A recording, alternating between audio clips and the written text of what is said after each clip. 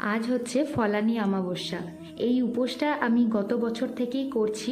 এই অমাবস্যার পুজোটা ফল দিয়েই হয়, সেটা তোমরা নামেই বুঝতে পারছো, অনেকে হয়তো জানো এটার ব্যাপারে। তো এখন এখানে মন্দিরে চলে এসেছি, সারাদিন নির্জলা উপোসই করেছিলাম। আর এখানে প্রচুর মানুষ আসে পুজো দিতে, মানে এই উপোসটা প্রায় অনেকেই পালন করে। তোমাদের বলি, এখানে মায়ের কাছে তোমাকে তোমার পছন্দের একটা ফল রেখে আসতে হবে, আর সেই ফলটা তুমি সারা বছর খেতে পাবে না। এমনকি কোন ফলটা দিচ্ছ মাকে সেটাও কাউকে বলবে না আর দেখাবেও না। লাল কাপড়ে মুড়ে দিলে সব থেকে ভালো।